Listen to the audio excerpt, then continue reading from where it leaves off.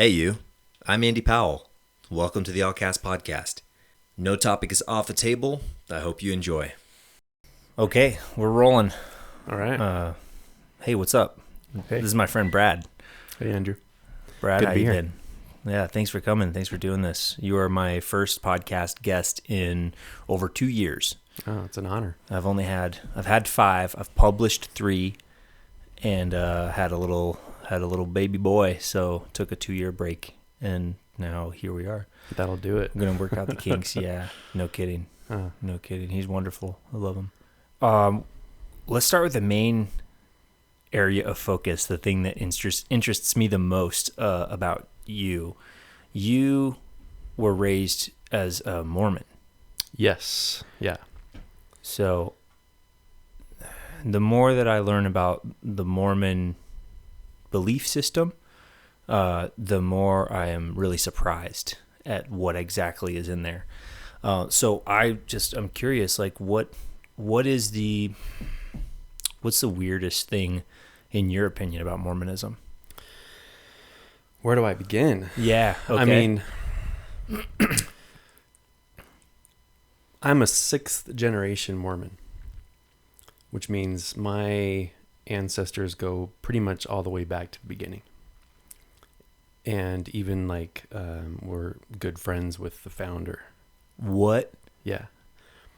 Which is, it's, there's a whole rich, fascinating history behind it all. And it's really a part of who you are. It's like embedded in your DNA by the time you're, 6 generations beyond. So, Yeah. it is such an interesting part of American history. Interesting, and as far as what is weird about it, the whole thing is weird from the very beginning. Mm-hmm. Weird, and a lot of it's really beautiful, and a lot of it's really interesting, and it's a part of who I am. As much as I, even though I've moved on, it's been 17 years since I've moved on from it. It's still Shaped you. yeah, it's still embedded in me to a degree, Yeah. and in good and for good and for bad in a lot of ways. So Yeah. Yeah.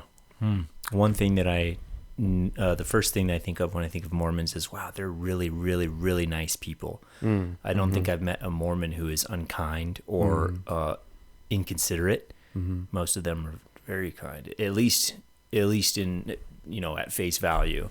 Behind closed doors, I did have a friend in high school, a very dear friend, who her whole family was Mormon, and her father was abusive behind closed doors. I don't think physically, but very verbally abusive and emotionally abusive. So that's really my only exposure to Mormonism, other than 2 other things. I've seen the South Park, which is hilarious. That's, for anybody who doesn't know anything about Mormonism, that episode of the South Park that talks about it is it's all true. it is Everything true. they say in there is true. It's definitely embellished, but it's factually true. Yeah. Factually true. Wow.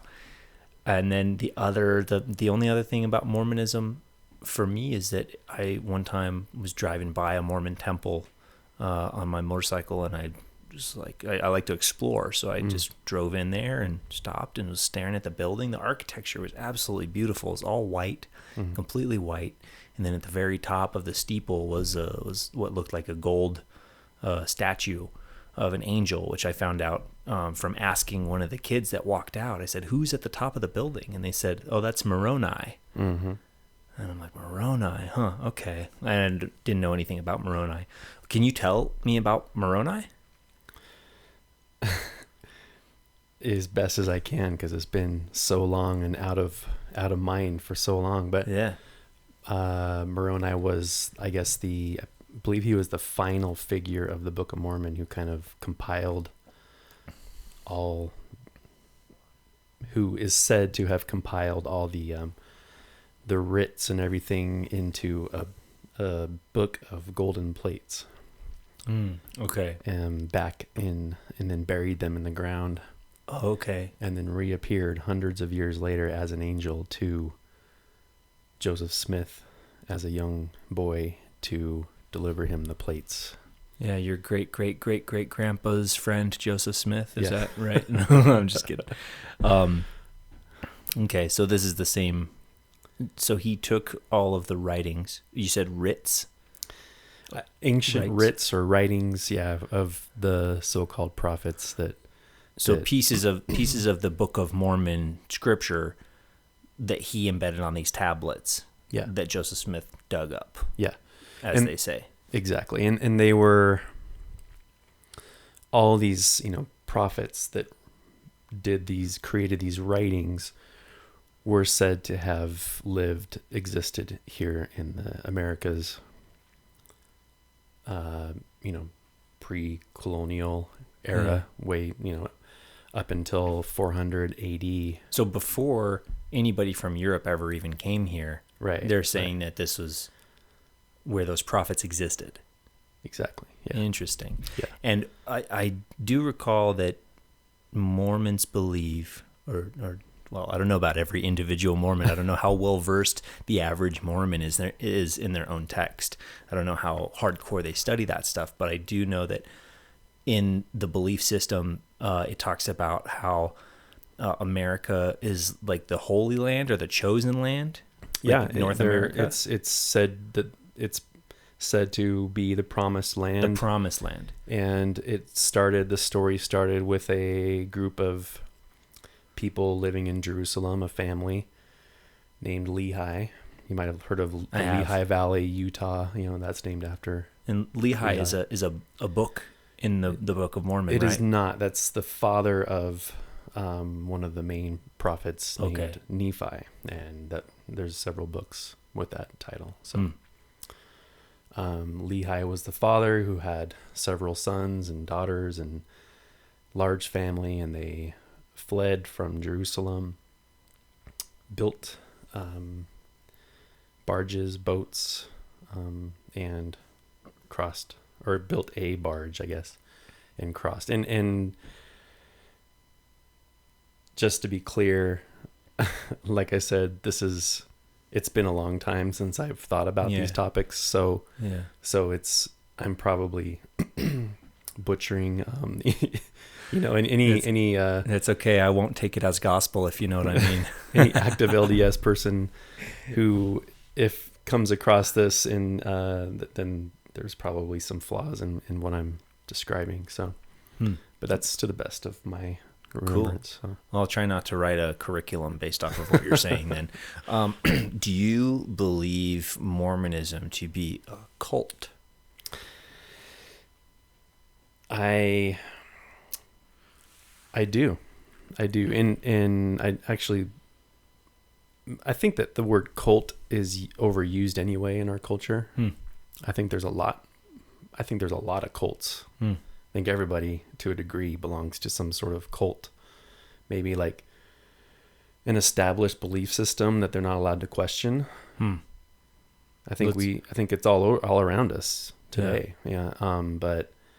But certainly if you define a cult as a culture that is, let's pull up the definition of cult. All right. According to Google, cult is a religion or religious sect generally considered to be extremist or false. Well, that's an interesting distinction. Extremist or false. With its followers often living in an unconventional manner under the guidance of an authoritarian, charismatic leader. That is extremely specific. So that's the first definition. Definition number 2, the followers of such a religion or sect. Okay. So like a cult following. Number 3, a system or community of religious worship and ritual. Yeah. So once again, the there are multiple definitions of cult. It's kind of a loosely defined word anymore.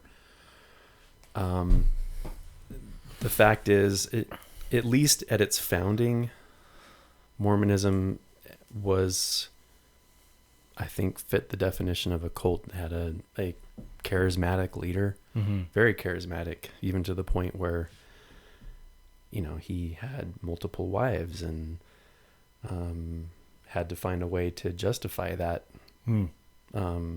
through, So original OG Mormons were polygamist Mormons. Starting with its founder, yes. Okay. And Joseph Smith was the founder, right? He was the founder. He was Okay. the first polygamist. Okay. And this is actually a fact that I didn't know until I was in my 20s. It's not a fact that is commonly believed or accepted by the membership. So most Mormons don't really acknowledge or spread the information that Joseph Smith was indeed a polygamist. Correct. Yeah. Okay. It's common that Brigham Young, the second leader in succession, that he was a polygamist, and many beyond that were, but it's not commonly known, or at least it wasn't in the early 2000s up until then that he was. So Right on. So when I think of a cult, I think of some sort of belief system that is specifically untrue, that it's not the truth. It's a bastardization of the truth of, a higher power or God, if you want to, yeah. Yeah. Well, that's for every individual to determine, I guess, right? Yeah. I, for one, reached a point where I determined that was the case, that it was a bastardization of the truth. Yeah. A distraction from the truth, and was unhealthy for me. Yeah. And had to make that decision for myself. Maybe a counterfeit of the truth. Sure. Yeah. And I don't mean to undermine or disrespect family and friends. My whole family to this day remains actively LDS, and multiple dear friends that are, and I respect them and love them deeply and admire them. And like you said, they're some of the most amazing community members, neighbors, but I think that I realized that for me it was unhealthy, and I couldn't pursue that any longer. So yeah, they're incredible people, and I joke sometimes saying that if I was going to join a cult, it would be Mormonism, and because everybody's so nice. And one thing that's interesting is that I don't know if this is in their doctrine or anything like that, but I know that all Mormons, or I believe all Mormons, they have enough food and water and supplies to last them for a year. I don't know about if that's still a point of focus or enforced or encouraged now, but it was certainly from the 50s all up through until I left in the early 2000s. Definitely was a focus, and I know many that's the case. So was it actually enforced? Not enforced, but just encouraged, just strongly encouraged. Recommend. Yeah. Okay. Yeah, recommended. It's a good one. So what about the underwear? What's going on with the undergarment story? Because I worked with a guy who had smelly undergarments, and he was a Mormon. Never asked him about it, but apparently it's a thing.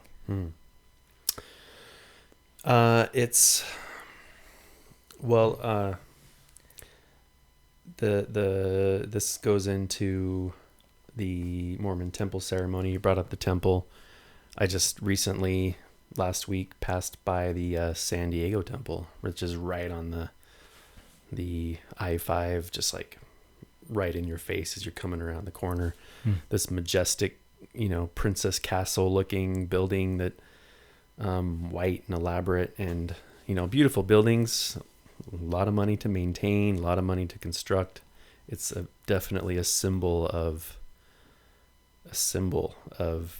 that they want to convey by especially placing it on places like the I-5 and beauty and success and allure and and it's emphasized as the house of the Lord. That is the Lord's house, and where revelation is received, and you're not allowed to enter the building unless you have been given permission by your local leadership.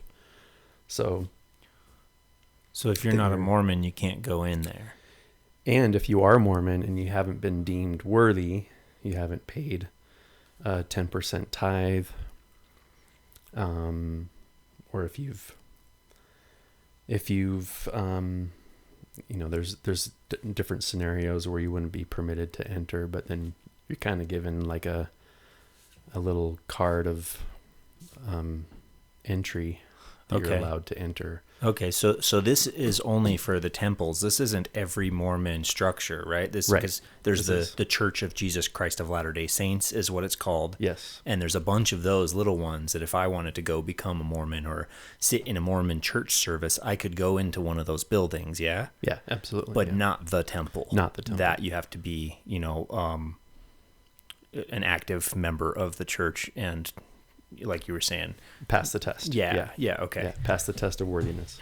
Okay. And so the temple ceremony has Masonic roots.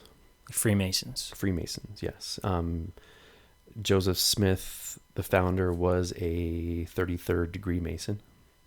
And that's the highest Freemasonry level that you can achieve, is that right? It's not the highest, but it's definitely to a point of... It's up there. You've reached a point where you're kind of given advanced knowledge. From my understanding, I don't have any background or history in Freemasonry, and honestly, it kind of creeps me out to a degree. So, the ceremony is heavily based in Freemasonry, and Joseph Smith claimed that it was a restoration of true principles of quote unquote priesthood that were passed down from King Solomon in his original temple. Yeah. And that it was, that those principles were lost or tainted or ruined over the years, degrading into what Freemasonry was in the 1800s, and he claimed that he was restoring it to the original ceremony that would have been held by people of the time of King Solomon. Wow, okay. So Freemasonry has a lot of... I have no experience with Freemasonry other than knowing a couple guys who were in it, but they have a heavy root in King Solomon and that time. Interesting. So in the Freemasonry ceremony, there's special clothing and ceremonial outfits that are worn, and the underwear is sort of a continuation of that beyond the temple. So that's like the everyday reminder of like oaths and promises that you make within the temple. Okay, so once you are a certain level of Mormon, then you can go into the temple, and then once you are able to go into the temple, you're allowed to be invited potentially to do a temple ceremony. And then do you get the garments, the undergarments, before the ceremony, or do you get them as a result of the ceremony? Both. Like, so you wear them during the ceremony with other actually, I take that back. You receive them prior to the ceremony, but during the ceremony you wear kind of more ceremonial clothing. And then once you're awarded, I guess, is it kind of an award or an achievement as a Mormon to be able to get these garments and wear them? It's definitely a step, and it's definitely the next tier you want to achieve. Like So it's an achievement. It's an indication of your level of devotion exactly to the faith. Absolutely. Interesting. Yeah. So then as a Mormon, if I achieve that level, am I wearing these garments every day out in the world Yes, when I go walk around? Yes. To consistently remind myself of oaths that I've taken and beliefs that I hold. Yes. Interesting. Okay. Yeah. Earlier, we were talking about, whether or not it's a cult, and that it might be kind of a bastardization of the truth, or a counterfeit of the truth. So what is the truth? I think that's every person's personal journey of discovery. It's one of the great mysteries or beauties of our life, of our lives, is that quest for truth. And every individual has to find it for themselves, or come to terms with truths around them and accept them. My own personal belief is that, and this has been years of personal quest, right? But that the LDS Church does have a very strong foundation, so they claim, in Jesus Christ. Yeah. But it's a whole different, almost a whole different persona. They paint Christ in a different way than the Bible would describe Christ. Is that accurate? Even though they believe the Bible and they read the Bible, they interpret it very differently. In like the most key points. Okay.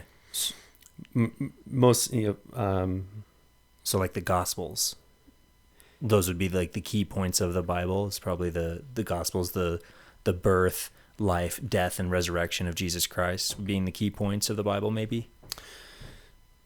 Yeah, and I mean, and they believe that in a similar fashion, but when it comes to the nature of Christ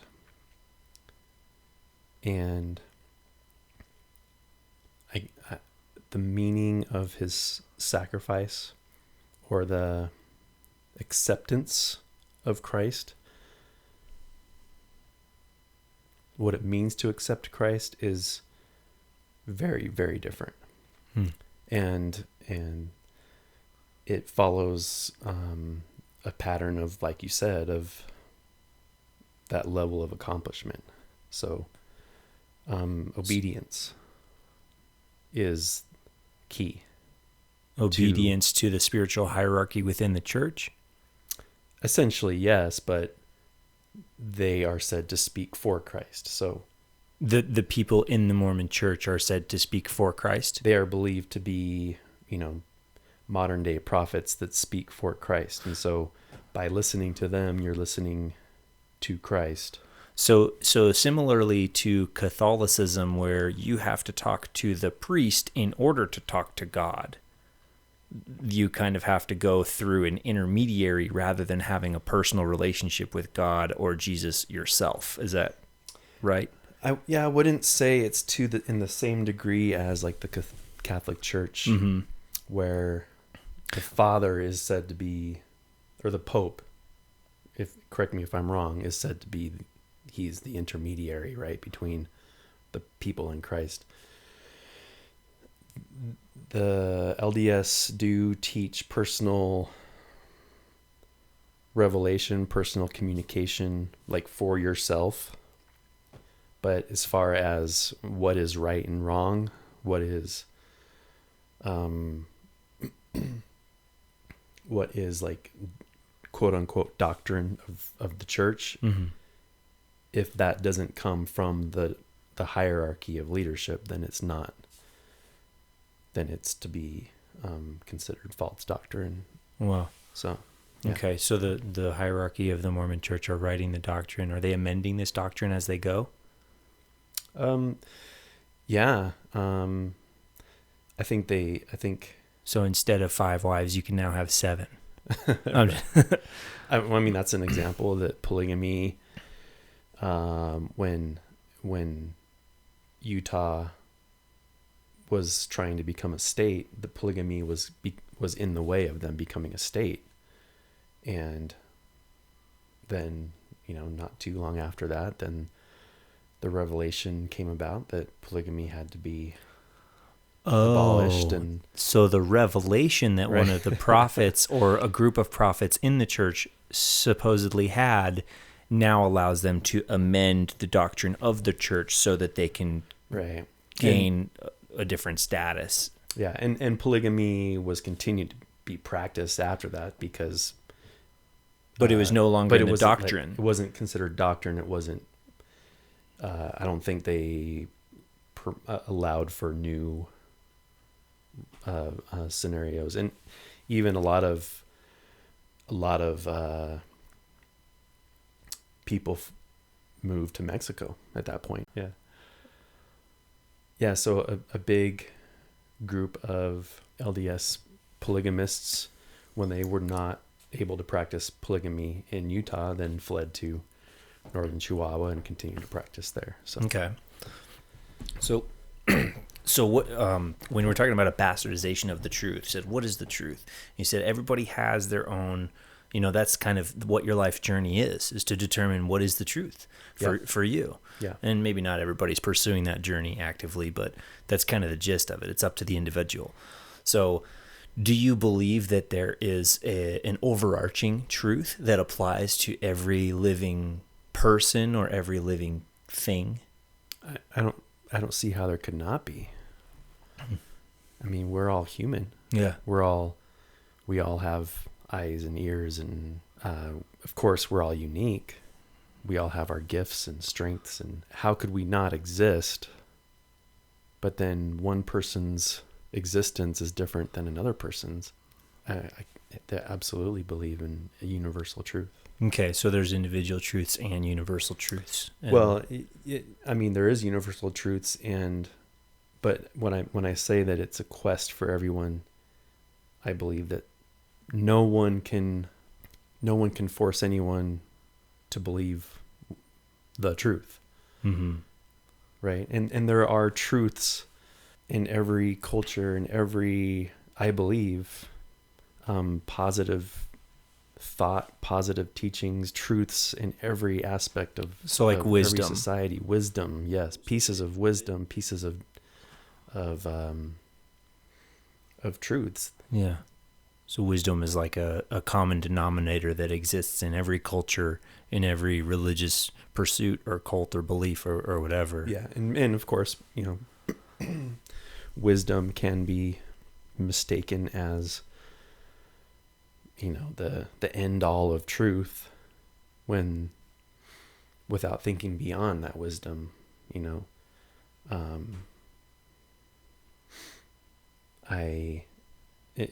Buddhism, for example, there are a lot of beautiful tools. Tools is another word I would use in addition to wisdom. Beautiful tools that can be used to benefit one's life. Mm-hmm. But then what? Yeah. Yeah, like meditation practices as a tool, kind of thing. Okay. And as far as the wisdom, I think what you said about wisdom being the end all be all, mm-hmm. that is kind of a goal in a sense in some beliefs, where once you have attained wisdom or enlightenment, depends on what belief and who the individual is defining each of those words. But looking past the wisdom really is like, if you're going bowling and the person comes by and pulls up the little bumper guard so you don't go in the gutter. Yeah. That's wisdom. Wisdom keeps you out of the gutter. Mm. So it keeps you like on track, on that path, seeking truth. It's a great analogy. Wisdom, thank you. Wisdom is not the end of the truth. It's mm-hmm. just kind of a guide light right. to keep you pursuing that truth. I love that analogy. Cool. Yeah, because beyond wisdom, what's the goal? What is the end all? What is the truth with a capital T? Yeah. And It's a great question. everyone is, I mean, that's our quest. Mm-hmm. So another, let's call it a common denominator. Another common denominator among human beings is love. And that's something that it is compels people to act, compels people to make decisions in a certain direction based on love. This thing that they cannot really explain, but they know is there and they feel it. And sometimes it can be confused with other things, like lust, if you don't know the distinction, or attraction. Different types of attraction, they kind of rub shoulder to shoulder with love. And, there's different types of love. Like you have the Greek words, I think there's 7 of them. There's one that's like a brotherly love. And then there's one that's like a romantic, erotic love. So there's just different words for it. But in English, we only have the one word. I think that's folly. I think we need to adopt the additional words for love, because you say I love you to a person, that carries a lot of potentially different connotations. Absolutely. That could be received by that person you're talking to. Absolutely. So I think it's really important to be very specific when you're talking about love, but that's a common denominator among human beings that I would say is a truth. Love is a truth. And when you say love, you mean pure, unconditional love. Yeah. Yeah. It's one of those things that's hard to describe, because any description of that thing is going to have its own connotations. So I'll say it a few different ways. So it's the love that holds everything together. It's the love that binds us to this life. It's the life force flowing through us is love, unconditional. And I believe in the Bible it says God is love. Some people spin that around and say love is God. And maybe they're interchangeable. I don't know. As far as, God being love or love being God. But at the end of the day, if you're saying love is God, which form of love? Is it the one that is the connective tissue of existence itself? Or is it a personified entity that knows us? Is it the same? Are those two things the same? Yeah. I don't know. I see it as God is the source of the most pure love that is imaginable. Yeah. And in that sense, God is love. Yeah. And any love that is any pure love can only come from God. So. Yeah. Yeah. Anything else is a counterfeit. Yeah. Like heroin is a good example. People love heroin and it consumes them completely. They're willing to do anything to get that thing again. And once again, that's a completely different definition of the word love. I wouldn't call it love. I guess I'm more associating what people experience when they use heroin. I've never used heroin, but what I understand of it is that it's the the most blissful substance that you can use or experience. I don't know, maybe I'm out of my wheelhouse here talking about comparing it to heroin, but that's one thing that I see is it drives people and they can't not have it. That was probably a really poor comparison, but anyway. So there's overarching truths, there's common denominator truths like wisdom and different tools and love for your family. So let's go back to this Mormon temple ceremony. Can you tell me more about that? What's going on in these places? What are they doing in these buildings? I wouldn't say it's not all that exciting. It's not that mysterious. It's the unknown that drives me to ask. Yeah. Well, kind of once again, just out of respect for for people who are still embedded in that mindset. It's basically just a recreation or a reproduction of the creation story. It used to be acted out by actual actors. And now it's basically like a movie on a screen, and you sit through this movie and you stand up and swear certain oaths and make certain symbols. Once again, very based in Freemasonry.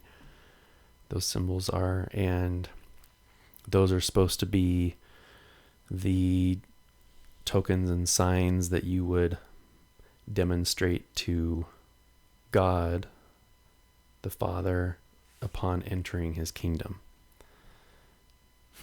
Yeah. And so you first time you go, it's for you as an individual to learn those elements, and then every time you go thereafter, it's said that you are doing it in behalf of, you're receiving that ceremony in behalf of somebody who had passed on before, and so you're doing it for the dead.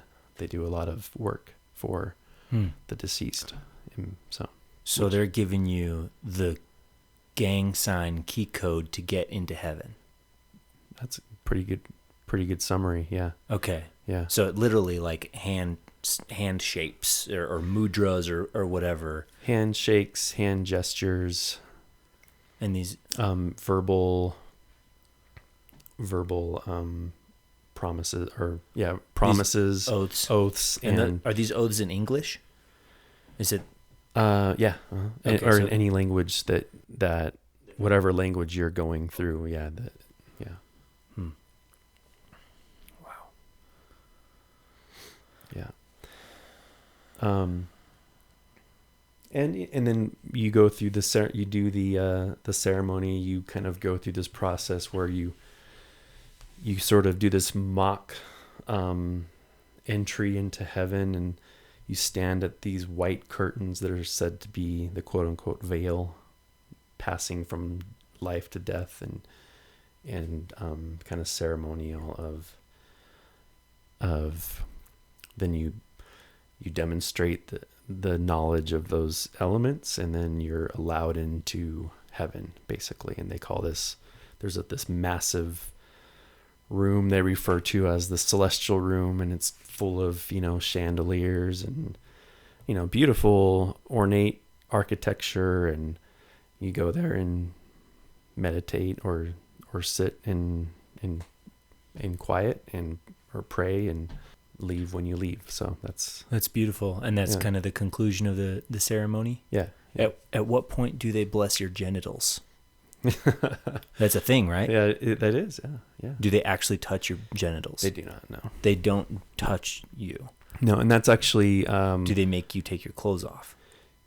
Yes and no. You have what's called a shield, which is basically a poncho. Okay, so like a hospital gown kind of a thing. Yeah, kind of like a white poncho hospital gown, and this is all previous to going through this ceremony of handshakes and gestures. Oh, okay. So at the beginning, they call this the anointing, and you are touch you with oil and water, and so they're anointing you. Yeah, is what they're doing, yeah. And they're anointing you with oils, which is something that is biblical. Yeah, and yeah. What do you know? What kinds of oils, or does it? It doesn't really matter. It's olive oil. It's olive oil. Okay. They refer to as consecrated olive oil. Okay, and like blessed oil. Yeah. Okay. So then, when they touch you on your forehead. So they're not just blessing your genitals; they're blessing your entire body. Is what they're doing. Yeah, I mean it's like they touch different parts of your body, the crown of your head, your forehead, your back, and it's all like, and kind of blessing parts of you. I think the closest they get to your genitals is they touch kind of your hip area, and they kind of bless the fruit of your loin, I guess, if I can remember correctly. And that's the idea, as part of, what I see from Mormonism is that they are fruitful and multiply, right? Yeah. So Yeah. that's probably, is that why? It's Do you very know? important. Yeah, absolutely. They're blessing the genitals so that you can, Yeah. have a lot of offspring. Yeah. Yeah. Wow. Okay. I guess. Fascinating. Yeah, I think so. That makes sense. Yeah. Fascinating. So who do you pray to, or do you pray? Yes, absolutely. In the temple or outside the temple in general? Let's start with in general. So if I'm just a regular guy and I want to become a Mormon, I go to the Mormon church. I like it. I go, 3 weeks in a row. Who are they going to tell me to start praying to? Yeah, I guess this would be one of the beliefs that are fundamentally very different than kind of mainstream Christianity. They believe that God the Father and God the Son are two physically different entities. Does it designate whether or not they're spiritually the same entity? That they are one in purpose. Okay. In that sense, spiritually, like on the same wavelength, I guess, if that makes sense. That makes sense. I understand that. Yeah, and so when they pray, it's to God the Father, and in the name of the Son, Jesus Christ. Okay, so they do use the name of Jesus Christ in their prayer? Correct, yeah. Huh, interesting. Yeah. But they don't believe that Jesus Christ is the Savior who brought us salvation. This is where my memory could be incorrect, but it's a hard one for me to remember. So they do. I'll ask differently. Yeah.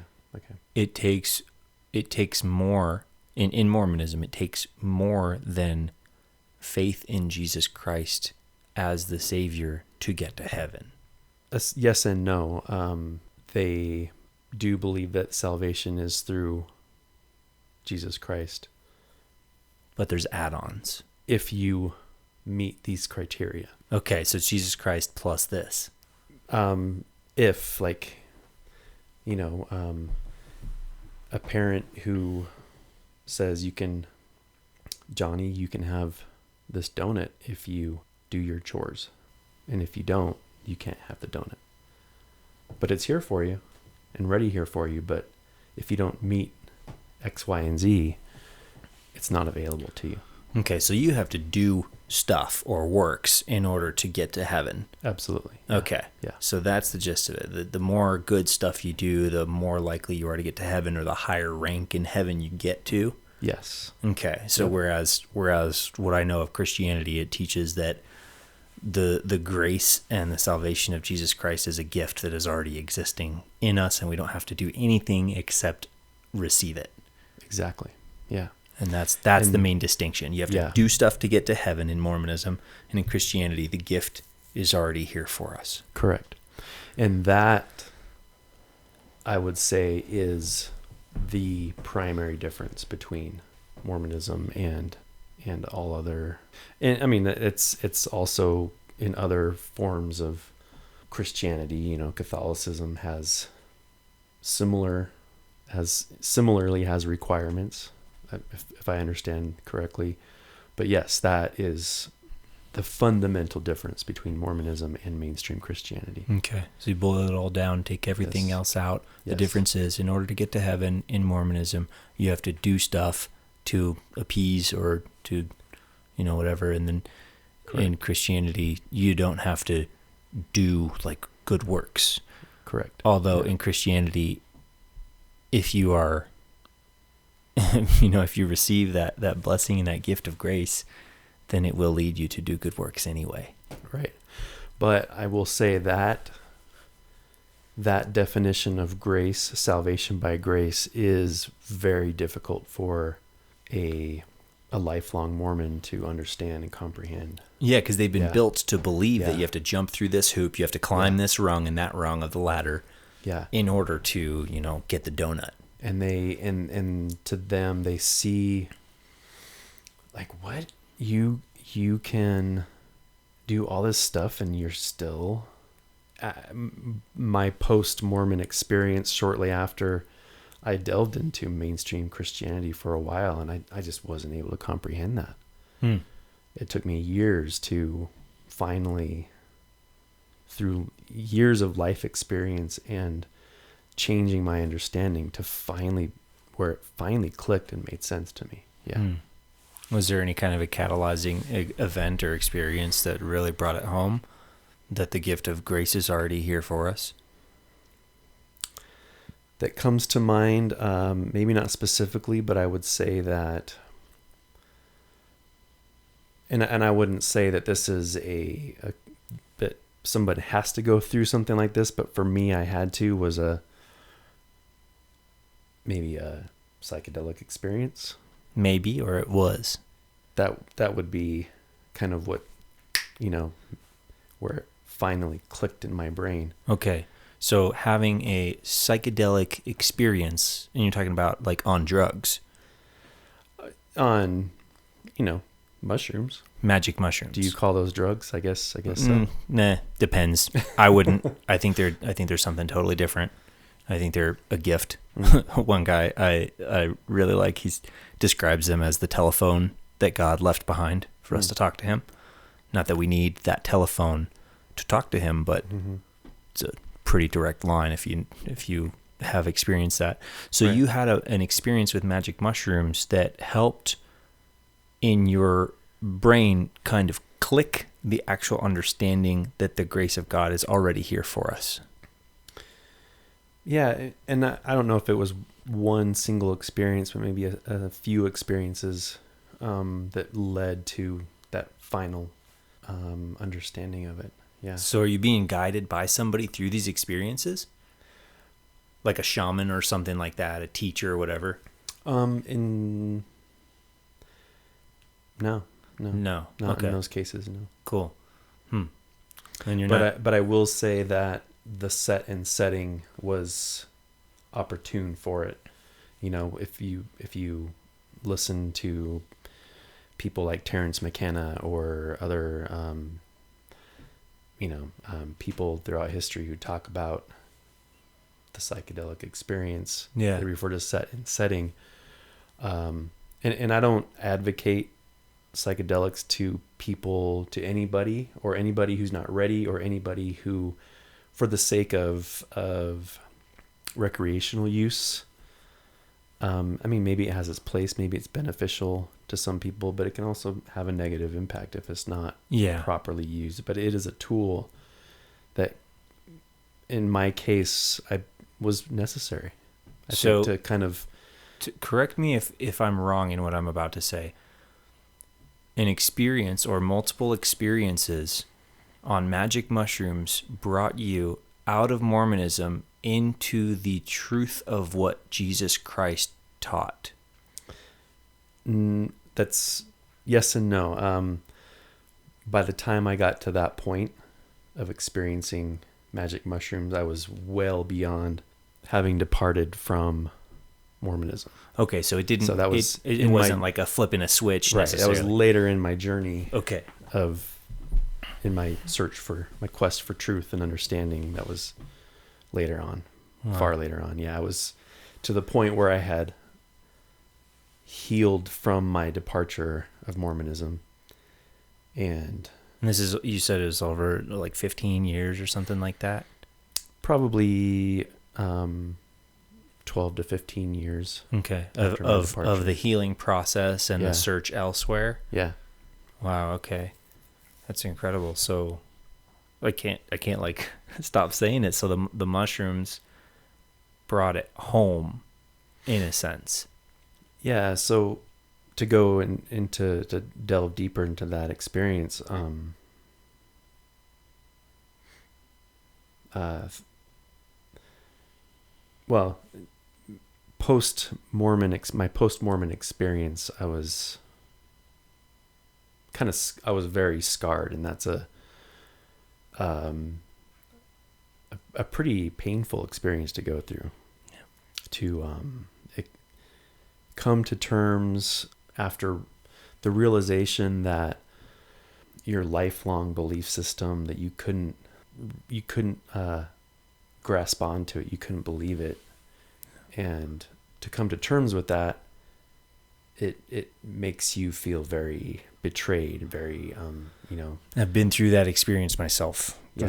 I was raised strictly as a non-denominational Christian, and when I walked away from that, it was like having the way that you experience life and existence to be as certain got completely turned upside down, like the rug you're standing on got yanked out from under you, and now you're trying to figure out which way is up. Yeah. So I know what you mean. Yeah. Where and I don't know if you got to this point, but where you are in kind of a complete dark abyss, and everything that you've been taught in your life has no validation, holds nothing, and you have to piece everything in your reality together. Who you are, what is your what you live for, what you believe. Yeah, which way is up, which way is down, like everything. It's just a complete rebuilding of your worldview. I think it was more of a slow approach to that type of abyss, rather than a being like thrown into it. It was like, oh, well, this doesn't make sense. Okay, well, I can't explain this. Oh, well, if this is true, then that's not, or somebody's not telling the truth here. So it sent me down that pursuit of truth through belief systems or through other, concepts of God or spirit, or, this whole existence. And that actually was like a 13-year path for me. Was going through, a lot of different stuff, through psychedelics, through yoga, through, the culture associated with yoga, things like that. And that's now I'm like, no, get me away. Yoga is an incredible tool. I'm not denouncing yoga by any means. I think yoga is a tool that we have been given as human beings as a preventive maintenance procedure on our body. This is like the oil changes and the tire rotations for our body. I think we need that type of thing, because it not only addresses the body, but it addresses how our spirit rests within our body. And I agree. Yeah. I think that it can align those things. They talk about alignment all the time in yoga. I think it can actually, really align that, because the better and the healthier and more aligned that your body is, the better you can, process information and move. Yeah, and it's a shame that in Christian, it's less the case in now, but 20, 30 years ago in Western culture, it wasn't. Maybe in the general Christian churches, maybe yoga was frowned upon, or it wasn't as appreciated. It's a shame that a tool that we couldn't utilize, a tool even though it came from a different culture, an Eastern religion. That's where I say that there are truths in different everywhere in different cultures, and that's a beautiful thing to explore and to grasp onto these nuggets of truth and beauty, and that are tools that we can use to better our lives. Walking around. Once again, those are the gutterers of the bowling, the lane, right? These are tools, the gutter guards, just like the wisdom, right? The tool that gets us to the end, but then what is that end? And so similar to your experience, I was in a place of an abyss, grasping for bits of truth and what is defining my reality, and also healing from extreme guilt, because in that mindset of achievement for salvation, it's impossible to achieve It's the impossible. It's basically, it's always requiring more of you. Yeah, that's it's like demonic in my understanding of demonic. It is asking for more and more of your energy to no end. To no end. To no exactly. end. Yeah. And I would say that's a good explanation for why the LDS are very beautiful people externally, on the front, on the outside, but they're, at least I was very self-judging, self-deprecating on the inside. And that's been a big battle for me over the years to kind of, so several years after my departure, it was just healing from that, healing from guilt, healing from self-deprecation, healing from thinking that I'm a bad person, or that I'm never good enough, because you never are. You are never good enough in that culture, in that situation, and others like it. It's the carrot on the end of the string, right? That you're just constantly reaching for, and you can, and I think that it's hard for me to know that they can family and friends that are in that culture can feel God's love. Yeah. They know God, but it's kind of like he's out of reach. Yeah. Yeah. They talk to God, but he's still out of reach. He's kind of like a celebrity on a pedestal. Yeah.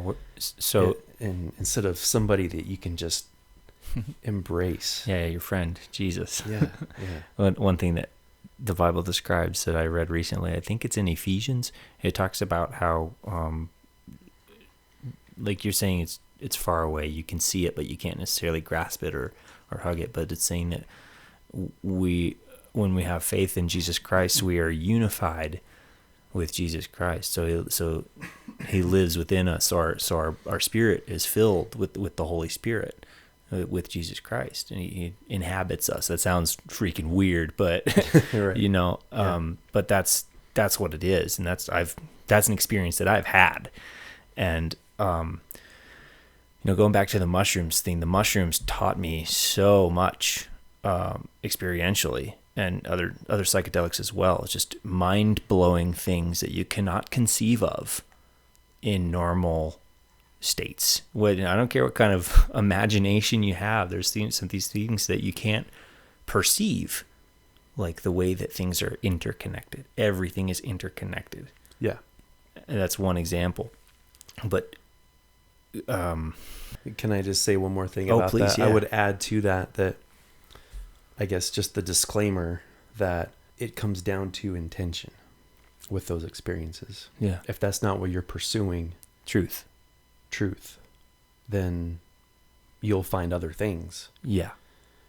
Which are, and that's where the intention is very important in those experiences. And that's where, like you mentioned, a shaman or somebody, a person, a mentor in those experiences can be very valuable, and what I would recommend for someone maybe not familiar with those experiences, or can be very valuable. Can also be very dangerous, because once you put yourself into that state, you're in like an open psychic state. So whoever this shaman or guide or teacher, whatever, this mentor, even a sitter, even a trip sitter, to make sure you don't like walk off of a building or something dumb, that's giving these people an extreme amount of influence over you at a deep level. So choosing a mentor or a guide, if you're going to go down that path, is extremely important, Yeah, because the psychedelic experience, I believe what it does is it removes a layer of our kind of, how would you put it? Like our physical understanding. It helps our minds embrace a different level of understanding. So I would call it a layer of reality. So it peels back, it removes a layer of reality. Like in those Claritin commercials, you got Claritin Clear, and the screen gets brighter when it peels back a layer. That's like what's happening. You can see more of what's already there. Yeah. And so if you're pursuing greater understanding, a greater connection with the source of light and love and virtue, which I believe is God, if you are pursuing that, you're more likely to have an experience where you will find that. But if your intention is different, then you might encounter other things or other understandings. Yeah. So if the psychedelic experience that you had, or the multiple psychedelic experience you had, kind of solidified that thing that we were talking about earlier, what is the thing that solidified for you? Initially, my first, I wouldn't say it's my first psychedelic experience, but my first experience that I pursued intention. I was listening to a lot of Terrence McKenna at the time.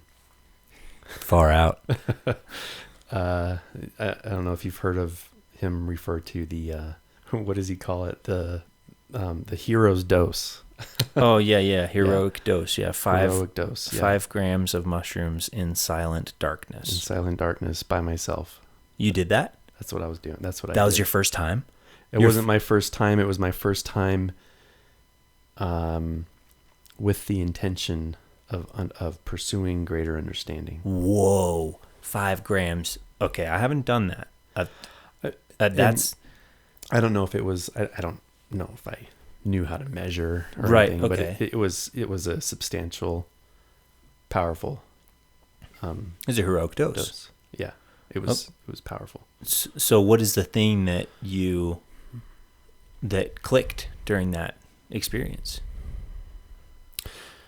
That was my first realization, because just to paint a picture, up until that point during my healing of Mormonism and kind of coming to terms with my reality and building my worldview, I spent years in a place of disbelief of anything, of skepticism of everything, of kind of living for nothing, but just kind of getting by and living by the day, basically. So that experience was the first experience where I felt the most profound love that I had ever felt in my entire life. And a sense of other entities that were like supporting me and cheering me on and just loving me. Like, wow. Like I couldn't compare it to anything else. Wow. And that was my first realization that there is more to just our physical reality, that I had to embrace the idea that our physical experience is not the end. So this love was a deeply spiritual love in nature? Yeah. Did this feeling of profound love help to dissolve the idea that Mormonism taught you that God is out of reach? It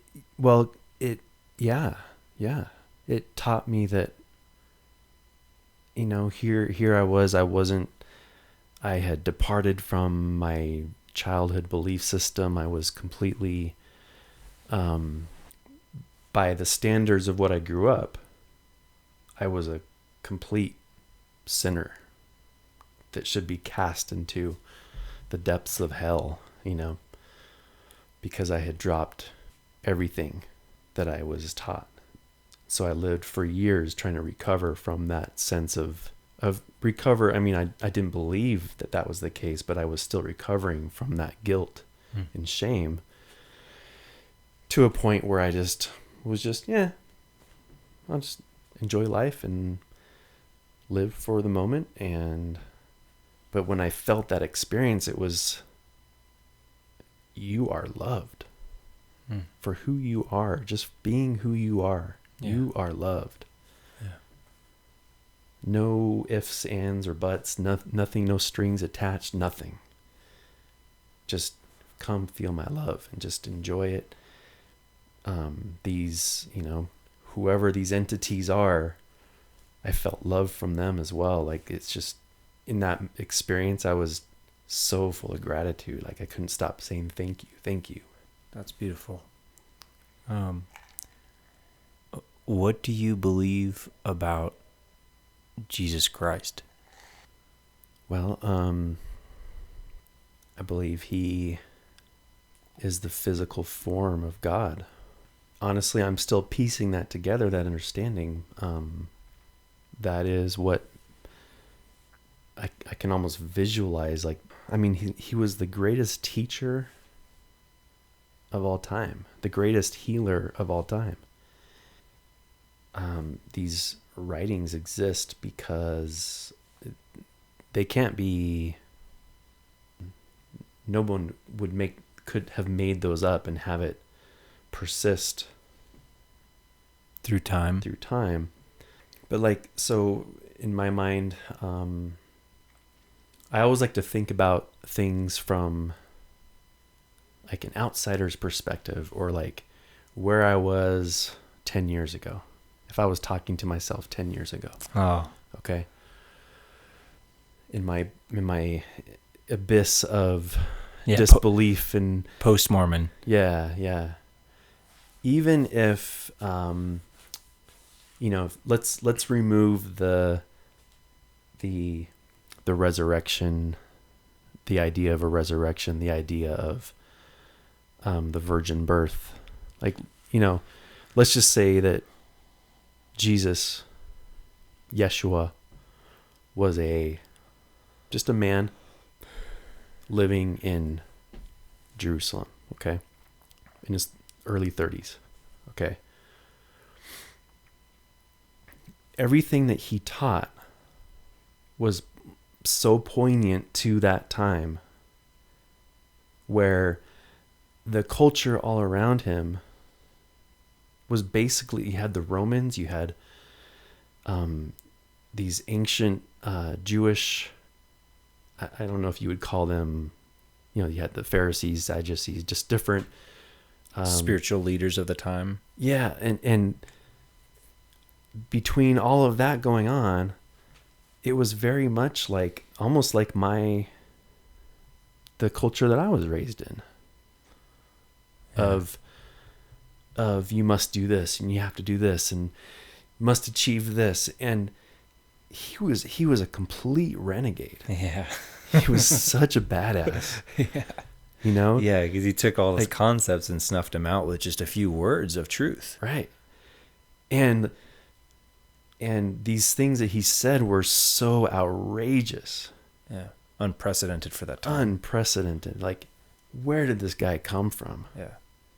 These people are, and I can relate to where these people were at that time, maybe like living their lives of, I've reached this age and I have to do this and I have to go through this ceremony and I have to, and this belief that you are never good enough. And then he walks in and speaks these unprecedented words of who he is, claiming his identity. Yeah. Yeah. A thing that comes to mind is have you seen the show The Chosen? I only recently came to know about it, and I've started watching it. But so there's a part where Jesus, this is biblical, I believe. I'm sure I'll be corrected if I'm wrong, but there's a part where Jesus is speaking inside Zebedee's house, I believe, where the paralyzed man was lowered through the roof because the crowd had become so big. Yeah. And one of the Pharisees comes to the window and he says, he basically tells Jesus to stop doing what he's doing and tell me who you are. Tell me what gives you the authority to say this, to teach these people. And Jesus looks at the man and says something like, anybody can say the words, you're a sinner. And anybody can say the words, get up and walk. But only the Son of Man can say that and have the man get up and walk. Mm-hmm. And so then right in that moment, he's doing the works, the miracles, as, God in the flesh, as you said. He's speaking the words and demonstrating them at the same time. Yeah. His words become reality. That's amazing. I don't know how we got on that, but he's come during this time of this culture, and he's saying these words, performing these miracles, teaching this whole new way of thinking of, don't judge these people, don't judge this woman, don't judge, look at pull out the mote from your own eye. Is that the word mote? I think it's a log. Pull the log out of your eye, or the speck. Or, look at yourself. Like, don't judge other people. Yeah. Don't, and that was all, like, we take this for granted in our modern life. We take these words for granted, but at that time that was unprecedented. Yeah. Because everything was about rules and laws, and he was a complete renegade. Well, I don't think those things are going to be continued to be taken for granted for very long, considering the state of things. It's strange when, it's not strange really, it makes perfect sense. People get comfortable enough to where they let these things go, let them be gone with the wind. But then when things get difficult enough, then they're compelled to call upon help, higher forces, God, Jesus, whatever. And our world is in a time where we're on the brink of another major recession in the United States, and Russia and war, flirting with nuclear war. And, I think these things will begin to be less and less ignored if my life is a testament to that at all. Mm-hmm. And then it causes question. It causes self reflection. Self-searching, because how can you just for greater understanding. But even still, like, I think that message of the core message has been also the reason it's taken for granted, I believe, is because years and years of self-serving, greedy individuals, leaders of churches, leaders of states, whatever, taking those and twisting them on their head, or making them to be self-serving, right? Like you mean the words of the Bible or the words of Jesus? The words of Jesus and the Bible, like. Yeah, manipulating them to get people to do things. Yeah, the Catholic Church is a fantastic sample of that. Exactly. But at the same time, we have to have a lot of gratitude for that system, because that system, the Catholicism, basically legislating people to learn to read, and to read. It was so that people could read the Bible. Mm. That's why most people can read today, is because that's why it's a part of our system, is because the Catholic Church brought it to the people, which is incredible. It's crazy how it's such a contradictory existence. They've done so much good and so much horrifying things. The Catholic Church taking the words of Christ and abusing them, but also spreading them. Yeah. The fact that it's gone, that Christianity, or this botched up form of Christianity, for whatever it is, at least it is. Yeah. It exists throughout all these it's all places, all over the world, that otherwise it would have not. And unfortunately right now, I think it doesn't have a very good rap. I think Christianity, or Catholicism, just kind of that whole belief that exists and the way it shows up in the world, has not done a very good job at being the teachings of Christ. Right. It's talked a lot about them. It's used them for this and used them for that. Spread the information textually, and as far as existing as the teachings of Christ, I think it's done a poor job. But I think that's going to change pretty Absolutely. quickly here. Yeah. I think it's an amazing time we're living in. Yeah. Because all these kind of offshoots and tentacles of good interpretation and bad interpretation of Christ's words are just permeating everywhere in our society. Yeah. Through, the Catholic Church and offshoots of that into Protestantism, ultimately things like Mormonism, which has, in a similar fashion, has spread a lot of truth in certain ways. And I think it all has happened how it had to happen. Like everything, nothing is an accident. Everything is as it needed to be. Mm-hmm. And now we're at this point with the introduction of technology, communication, the free flow of information for good and for bad. Yeah. Yeah. Here we are in all these world events and all. Now everybody individually has to weed through what is falsehood, what is truth. Everybody. It's some, I was kind of blessed in a way, fortunate to have gone through the experience that I went through, to force myself to re-question everything, my belief system. It was kind of a gift. Yeah. Yeah. It's interesting. I mean, I don't recall the exact quote, but it's something like, I believe it was one of our presidents that said, all it takes for evil to persist is for good men to do nothing. Mm-hmm. Yeah. And so true. That reminds me of another one that I hear it, fairly frequently. And I really, really love this one because it gives credence to the time we're in right now. It says, hard men create good times.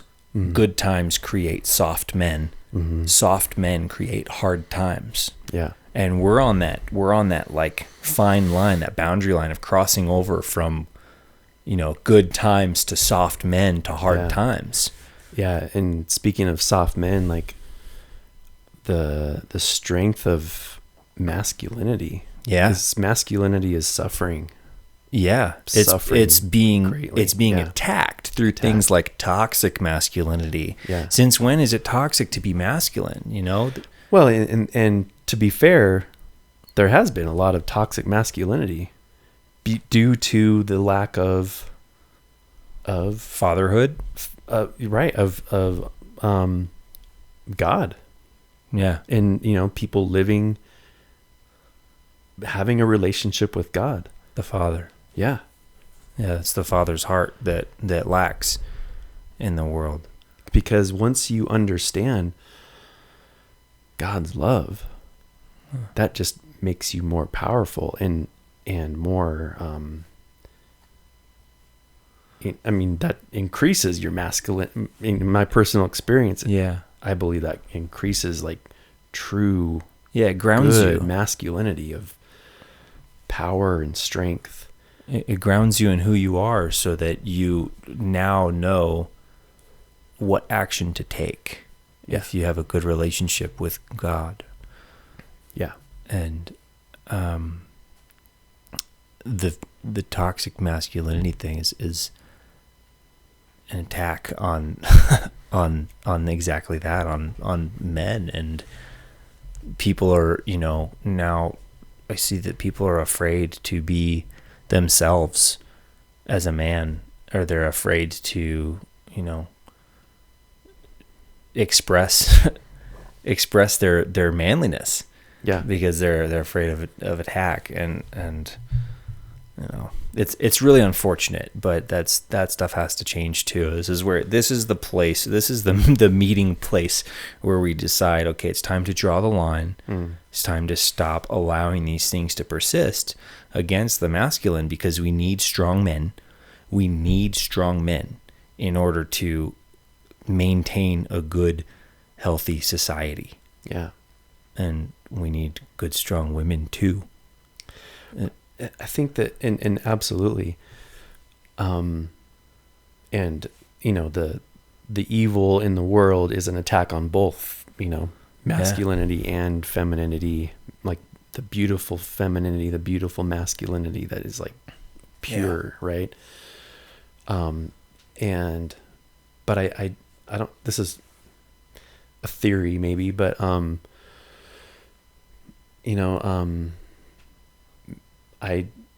I think that Jesus Christ being the ultimate man, right? This is a great, I'm so glad you went there. That's why Jesus Christ, that's one of the many reasons that he is who he was, to show us that example, because that is the true beautiful masculinity that, like somebody who is powerful enough to speak your truth, so much so that it gets you betrayed and killed in the most painful of ways. And also to walk in compassion. It's one thing that is not taught to young men today, is compassion. Oftentimes, or a generation ago, or even when I was younger, it's more frowned upon for you to feel your feelings as a man, right? Mm-hmm. But that's what Jesus Christ was doing. Yeah. That's a lot of what he was doing. He was allowing himself to weep. He was allowing himself to feel other people's pain. And through the ability to feel other people's pain, he was able to give compassion. And that is a powerful, powerful gift that is overlooked today. But let's look at it. And to go back to your question previously, or to, when we talk about this man who came when he came, at the time that he came, in the culture that existed when he lived, being this type of man of compassion, of healing, of speaking his truth, and then dying for his truth. Like, he set in stone this ripple of this action, that single action, and his death that sealed the deal. Yeah. That triggered this wave throughout the world, little by little, this slow moving thing that kind of, and it got overtaken by cultures and spread and then changed and then shifted and branched off, and in good and in bad ways, but it is what it is here today. And through time as well. Yeah, and nothing can stop it. That is, in my opinion, his death. It just is. He did what he did, and now we just have to accept it. Mm-hmm. Receive it. Yeah, because the Holy Spirit is alive today, and I have had experiences, similarly on psychedelics, that have shown me something. Oh, this is something that I can't explain. This is also something I could never have dreamed up to be real. This is something else. This is something beyond me. And I'm not talking about mathematics, something I can't explain, like, advanced algebra. I don't know anything about that. I'm talking about like synchronistic moments of timing, of events in timing that could not have been put together other than by something divine and incredible. Yeah. That's those experiences that I've lived in and through are the maker's mark. Yeah. What I would say to my 10-year-old self, or my 10-year previous self, just taking the life and death of Jesus alone is so monumental in... Without the resurrection? Right. Just the life and death. The life and death, right? And you see that what he did triggered all this massive everything to what we have today, to what we have to weed through and find the truth and accept it and embrace it, then you add to that the idea of a resurrection, the idea of a virgin birth, the idea of prophets predicting his existence. That pill gets bigger and bigger for me to swallow sometimes. Right.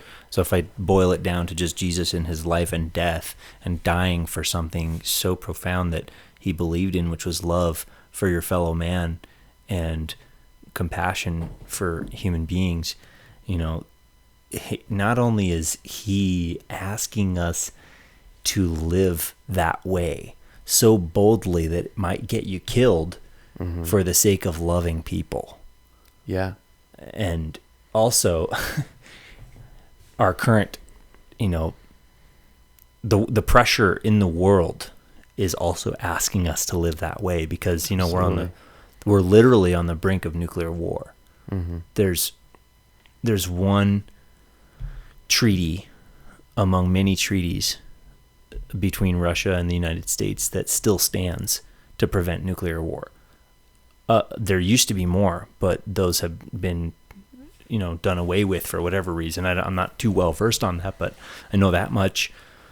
But being on the brink of nuclear war, if we need anything now, it's love for our fellow man. Right. And understanding and compassion and acceptance for the walk that they're walking. And never before in history have we ever been in a situation where we're so divided on so many levels. Yeah. Right? Divided by race, divided by religion, divided by nationality, divided by gender, divided by gender pronouns, whatever. Yeah. There's so much division. Where's that division coming from? You have an answer to that? Well, from the evil that exists. Yeah. And the evil exists through powerful, greedy people. Yeah. Yeah. That's how it's manifested, because that's the only way it could manifest. Evil can't grow, I don't believe, from like the average person trying to make a living and support their family. So you're saying if the pursuit is pure, then it does not allow room for evil to be in it? Evil, to a degree. I believe that each of us individually are capable of evil acts, right? Yeah. We're all capable of it. Totally. But the source of evil that creates the division is from the top down, power structures. Yeah, that's true. I'm kind of getting into the weeds here, but no, I know what you're saying though, because it is the bigger structures that we have are like universities are a good example of that. Universities carry a huge, influence and maybe even like an authority, indoctrination. In our society, and what they're doing now is indoctrinating these ideas, right? Wherever these ideas come from, into our youth. So eventually these youth who have these belief systems that have been pushed onto them. If you're required to take these certain courses in college, but those people are going to vote eventually, and they're it's weird, man. I look at it, it's weird. Along those lines, you have the science authorities of science telling us what is science, when science, the nature of science is questioning things, question, discovery. Yeah. And when you're not allowed to question, that's not science. Yeah, exactly. That's a really good point. And the distinction that I keep coming back to is that people will say that this is science.